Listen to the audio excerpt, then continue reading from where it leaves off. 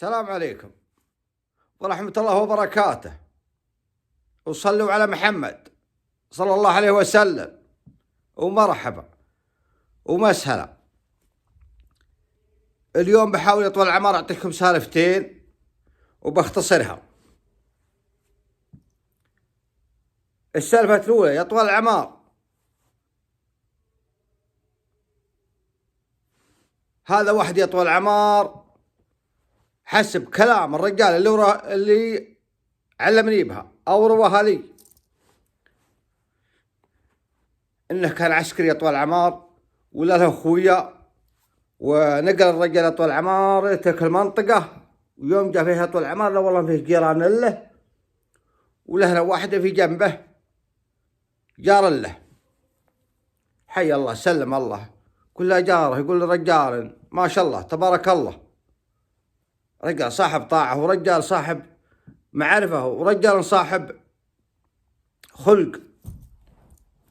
في يوم من الأيام يا طوال العمر عزم أنت يا الرجال ذا خوياه الأولين، قال أنا نزلت في الدرة الفلانية والله يحييكم يا خوياي ولازمكم تجوني على تنزات المحل. يوم جه خوياه طول العمر ولا جاره عنده ذا قصيرة، البيت في جنب البيت من ضمن الجيران الثاني. ويوم شافه واحد من اخوياه قال يا ولد الرجال وش جابه عندك؟ هذا ما هو بفلان بفلان؟ قال الله هذا فلان بفلان، انا والله ما عرفته يا لجدي يا خويي الا في المنطقة الثانية. قال انا حاش من الرجال ذا هذا، وانا اخوك ما قربه ما يجيب خير، افتك منه يا مال الشحن، حاول تصرف نفسك منه. الرجال طال يطول العمار في نفسه، كره الرجال يطول العمار ويبغى الفكة له بأي وسيلة. كل ما شافه يطول العمار صد منه يمينه يساره. فودعتكم يا رجال لا تصدقون في الرجال لين تشوفوا بعينك، سواء رجال ولا مرة لين تشوفوا بعينك. ما عليك من كلام الناس، ترى الكلام يطول العمار لا تعتمد على الشخص، لا تصدق فيه. أنا قد حصلت علي وأنا قد حلفت إني ما صدق لين أشوف بعيني سوى الرجال ولا مرة. الرجال ذا طول عمار عنده سيارة بنظام التمليك آجار، وكل شهر سددهم، وتأخر الرجال وذوه كل شوي يكلمونه الشركة ولا ثمن نظام ما عدم الحين موجود ولا ما عدم موجود. إذا ما سدت جاء المندوب يطلع عمر ودقها سلف وروح بها للشركة، وهذا يطلع عمار الشهر الأول والشهر الثاني والشهر الثالث أزعجوه، ولا السيارة ما يخشها يمينه ويساره. وها يوم خذ يطلع عمار الرجال أحواله يعلم بها الله، لي والله ما زد تكلموا الشركة، ما زد دقوا عليه. يوم خذ يطول عمار تقريبا 4 شهور 5 شهور منها وعندها، حصل لها الرجال فلوس، جمع له فلوس ما بلغ يطول عمار وراح بصب الشركة. السلام عليكم السلام، أنا عندي السيارة بنظام التمليك ومنتهين ذا ومطوفة إن 4 شهور أو 5 شهور، واليوم أنا جيتكم بالفلوس أبغى أسدد. يوم بحثوا على الأوراق قال الأوراق السيارة مسددة، ما عاد الشهر ذا الجاي قدح حال ولا باقي الأشهر مسددة. قال يا ناس أنا ما سددت، إيش العلم؟ يوم بحثوا قال مسددها فلان ابن فلان، ولا والله أنا قصيرة جاره اللي كان خويه يقول يا ولد افتك من الرجال ذا. وش علمه؟ قال والله حنا جاء المندوب يطلع عمار قال حنا جينا عند السيارة يوم قد حنا نشغلها وقال حنا بنحملها، لا والله طالع عنا صدفة. وش عندكم؟ قلنا مطلوب عليها مبلغ ما أدري 4000 5000 ما أدري وش. قال لا تشلون سيارة قصيري جاري لا تشلونها، المبلغ اللي مطلوبه أعطيكم إياه الحين أسددكم. قال مطلوبته كذا كذا. قال لا مش أنا الشركة وهاكم فلوسكم. ولا تسحبوا سيارة الرجال ولا شيء، اتركوها في نعم الخوة ونعم الجار.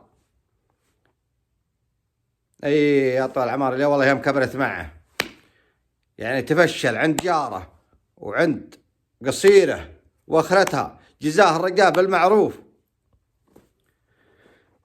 عطاهم يا طول العمار فلوسهم ورجع الجاره ويسلم عليه ويضيفه، يا جار هذه فلوسك. قال والله ما تجيني وانا ما سددتها وانا اخوك وانا ابغاها. انا الحمد لله احوالي ميسوره، وعيب علي ان اشوف الشركه تشل سيارتك من قدام بيتي وانا اقدر فلوسها وهي عندي، فهذا عيب علي. وانا والله ما سددتها وانا اخوك ولا عطيتهم الا ابغاها من صوب الله سبحانه وتعالى والعشره اللي بيننا والعيش والملح في نعم الرجال. والله ما اعرفه الاجودي، لكن هذه يا طول العمار من السوالف والقصص اللي المفروض الواحد يقولها. واليوم ودعتكم يا رجال يا اخواني كلكم، لا تصدق في الواحد مهما كان الامر اللي نشوفه بعينك، تشوف فعل الرجال او الانسان شوفه بعينك. انا ترى قد صارت علي مرتين، قد صارت علي الكلام ذا. هذا السالفة الأولى يا طوال العمار. السالفة الثانية فكاهية، بعضهم يقول على قولتهم يبغى يكحلها في عميها. هذا واحد يا طوال العمار علمني بسالفة، يقول حصلت عليها وعلى رفي زله. يقول في يوم من الأيام يا طوال العمار طالع من ديرته صب منطقة ثانية ومر ذاك الحلاق. يقول يوم مر الحلاق يقول له انا شايب قدامه يحلق وشايب قده في السبع منها وعندها. يقول لهم خلاص الشايب، قلت يا شايب والله العظيم ما تحاسب ولا سقريا، تقدر لك واحترام لك. قال الشايب يا ولدي والله يا ولدي، قلت والله العظيم ما تحاسب، الكلام منتهي مرة، روح الله يستر عليك. يقول حاول الشايب بقى فيني، قلت روح. قلت العمار يقول وحلق، يقول راح الشايب من عنده ركب سيارته وراح. يقول يوم حلقت وخلصت يقول الشايب ظن حسابه 15 وانا 10. ادور فلوسي، يقول لا والله نثباتاتي وكل شلي بطاقتي ناسيها في البيت، والبيت يقول مسافة يمكن 8 كيلو، ما ادري والله كم المسافة. يقول له والله ما معي شيء يا صديق، الفلوس نسيتها في البيت واثباتاتي وكل شيء صرافتي. يقول صار بيننا جدال، يقول احنا نتماسك. يقول انت ماسك يا طول العمار. يقول والله ان الرجال كان يقول لما اعطاني يقول مخمس مني ومخمس منه. يقول له والله انا اقوى. يقول لما ضربني يقول اختلفت. يقول له والله قدامي تكل عصا، يقول اثرها عصا الشايب المعكاز ذا حقه، اثر الشايب نساها في المحل وروح وخلاها. قال وانا اخذ العصا يا طول العمار، يقول قدري مغلول. قال وانا ابغى هالراسه، قال وانا ارتكي له يا طول العمار. قال هو ينزل راسها انت العامل. قال وتروح لين وقعت في الزاويه، يقول لك كاسر في القزاز اللي قدامي كله هالته. يقول له الدنيا ضربت في الارض.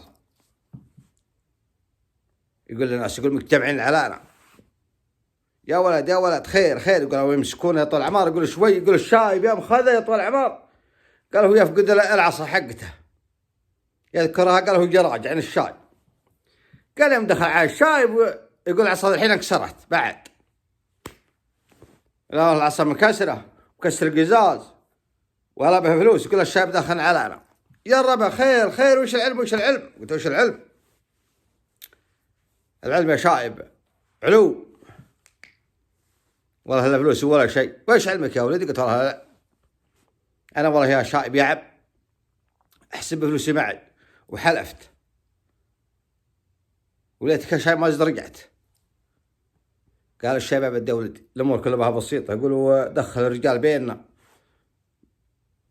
قال أبد الشرطة لا تجي ولا شيء، حنا بنخلصكم من إياه. قالوا قم الشايب يطول العمار ويدفع من جيبه يقول 1000 ريال، هذه حقة القزاز وحقة من غير العصا راحت ترى خلف. غدت كسرتين ويدفع 25. الله لا يعود بعض الفزعات ولا بعض الفزعات ما تجيب خير. قال روح الشايب بغيت فيه يا شايب، عطني اسمك عطني حسابك. قال له روح يا ولدي، شيء الاول هنا عرفت عليه، روح الله يستر عليك. قال روح. قال والله انها اول شفته وخر شوف. يقول بغيت اكحلها بعميتها. هذه سالفة اليوم، وعسى يسعدنا وياكم، يرحم والدينا ووالديكم ويعطيك بالعافية ويرحم والديكم. والثاني الربع يا اخوان ويرحم والديكم على كل حال ويبيض وجيهكم. اللي بيرسل لي قصة ولا شيء يحاول يرسلها واتساب مقطع صوتي، لأن المكالمات أضيعها. جاني مكالمات واجد والله يبيض وجيهكم يرحم والديكم. هذا من طيبكم، هذا والله من طيبكم. بيحاول يرسلها لي مقطع صوتي لأنه يضيع في المكالمات وبعض المرات أنسى. هذا ما حبيت أقوله لكم، وعسى الله يسعدنا وياكم ويرحم والدينا ووالديكم. وتحياتي لكم والسلام عليكم ورحمة الله وبركاته.